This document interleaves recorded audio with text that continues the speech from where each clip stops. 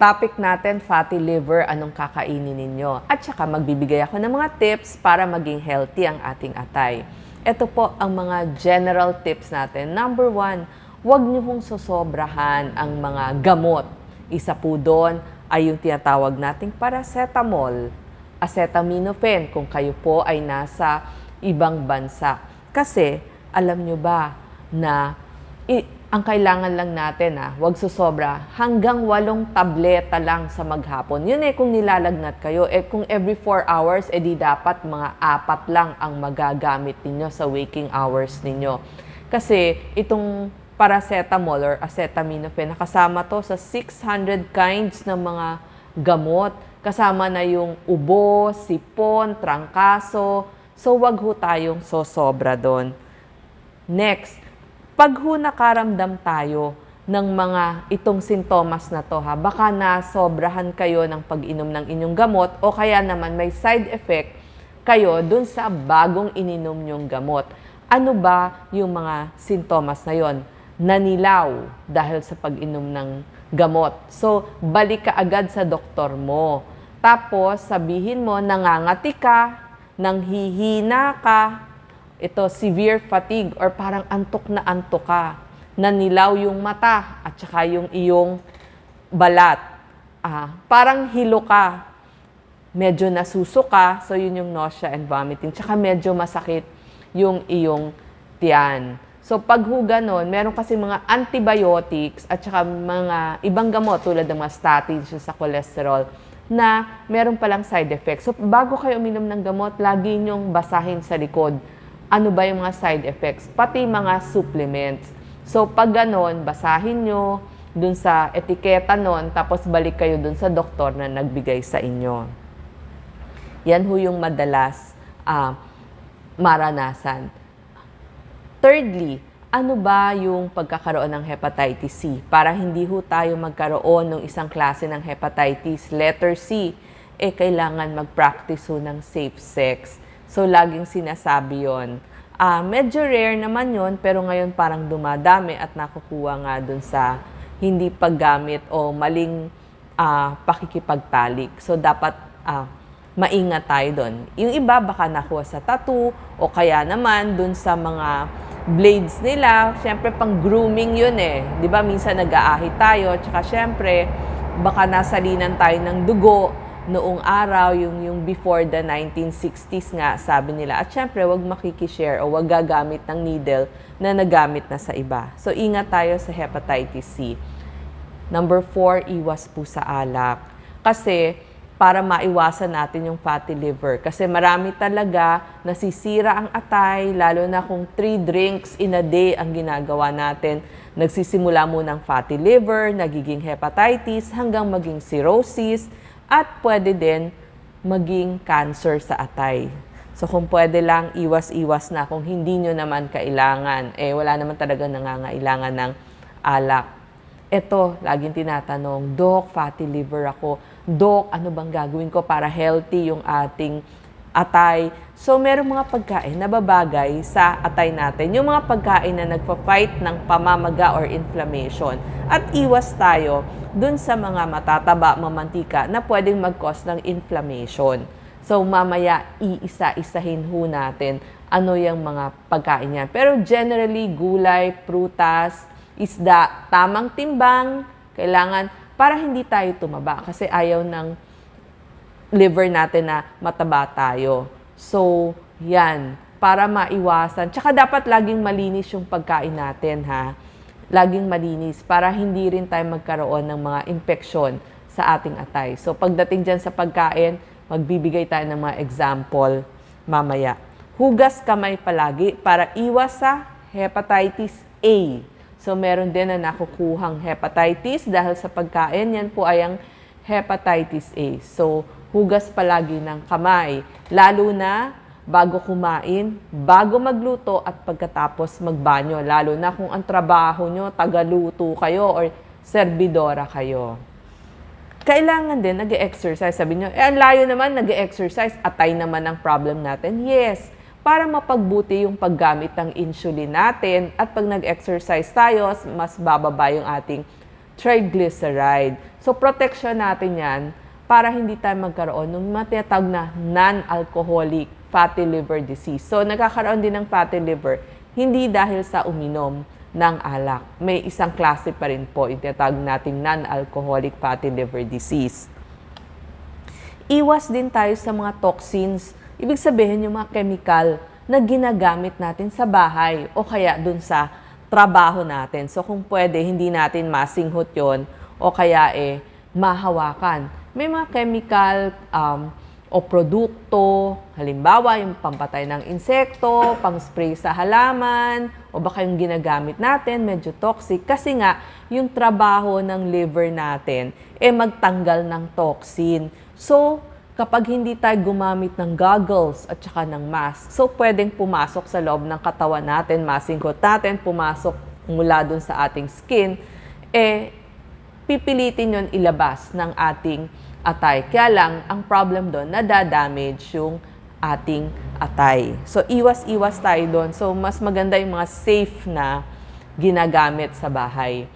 Kailangan din, meron tayong check-up. Diba sinasabi ko naman, may check-up din para sa tiyan. So, kasama doon yung liver, yung gallbladder natin, papa-examine sa doktor. Pag may nakitang mga problema, ito po yung mga pwedeng hingin ng doktor sa inyo. Yung iba, binabiopsy, may CT scan, na MRI, na ultrasound. Yun yung most common, yung ultrasound, kasi nakikita yon through the TV. Pero sound waves lang ho yun. Isa sa mga pinaka-safe. At syempre, yung yearly blood test ninyo. Ano ba yung mga pang-atay na blood test? Albumin, bilirubin, SGPT, SGOT, o kaya yung tinatawag nating ALT, AST. Tapos, meron ding alkaline phosphatase. So, yan yung mga madalas nyong marinig. Liver profile. Maganda once a year meron tayong blood test. Tapos, isa pang protection natin sa ating atay, syempre, bakuna against hepatitis B. Meron po sa A, sa B.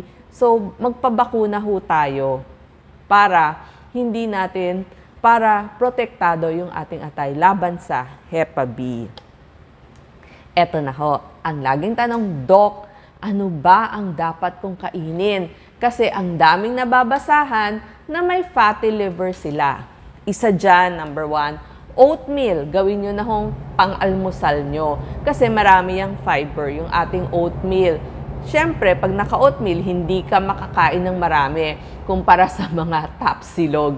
So, oatmeal, may fiber, medyo papayat ka ng konti kasi hindi ganun kasarapan. Tapos, at the same time, liliit ang bilbil nyo sa tiyan. So, in that way, pag tamang timbang tayo, iwas din sa sakit sa atay.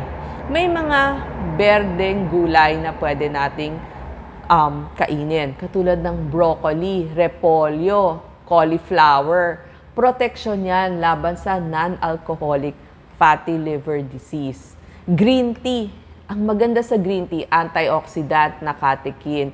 So, protection mo yan laban sa liver cancer. Tsaka nakita nila nagpapababa ng mga liver enzymes na SGPT, SGOT. So, gusto mo yon yung ALT, AST. Medyo lagi silang mas mababa. Ayaw mong tumataas yon. So, ang maganda dito, wag mo nang lagyan ng sugar. Kung talagang gusto mo na medyo may lasa yung iniinom mo, piliin ang green tea. Ito ang mga good news sa mga coffee lovers. Kape. Kasi meron siyang antioxidant na glutathione. So, para hindi ma-damage yung ating mga cells. At saka, nagpapababa siya. Nakita nila sa mga pag-aaral, nagpapababa ng risk ng liver cancer. Tsaka, nagpapababa din ng risk ng liver cirrhosis. So, protection mo yan sa iyong cells. At syempre, ang number 1 inumin, yun yung number 5 natin, tubig. Syempre, para ma-attain natin yung tamang timbang. Ang next natin kakainin, number 6, yung mga nuts. Ang marami dito sa atin, mahal ho ito. So, pwede tayong mani o kaya yung buto ng kalabasa kasi marami yung vitamin E.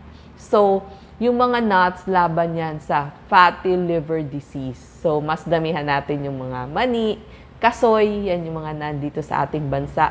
Butong pakwan, buto ng kalabasa. Pagdating sa gulay, number 1, ang spinach.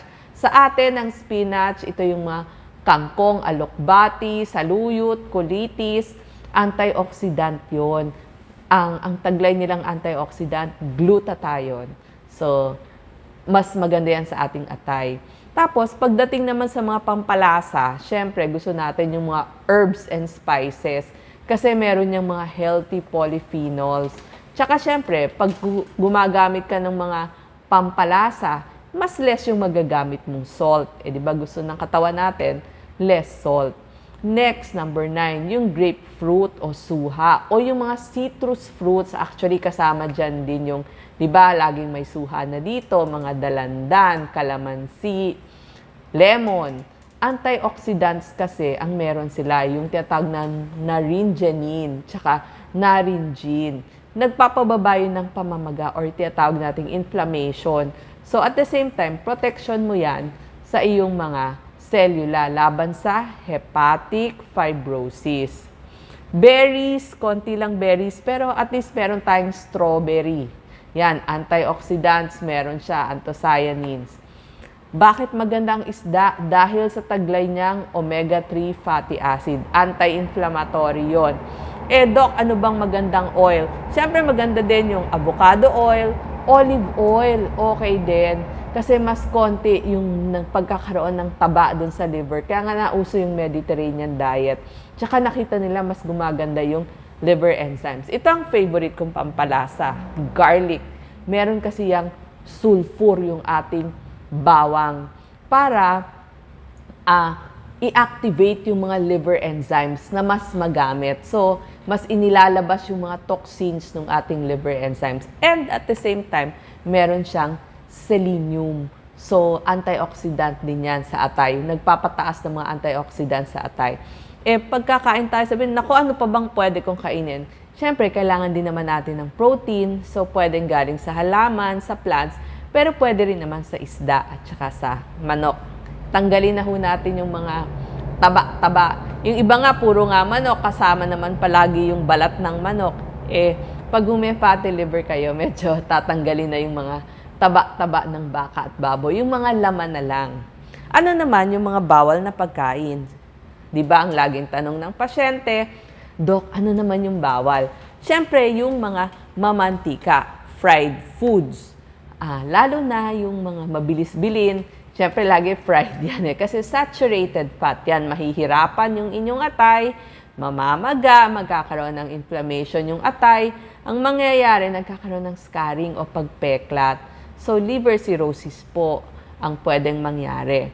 Tsaka bawas din sa mga matatamis. So, bawas muna yung mga drinks na iced tea, soda, soft drinks. Kasi, ang problem sa matatamis, ang trabaho ng liver natin, i-convert yung sugar sa fat. So, ang problem, dadami yung fat dun sa ating atay. So, magkakaroon tayo ng fatty liver disease.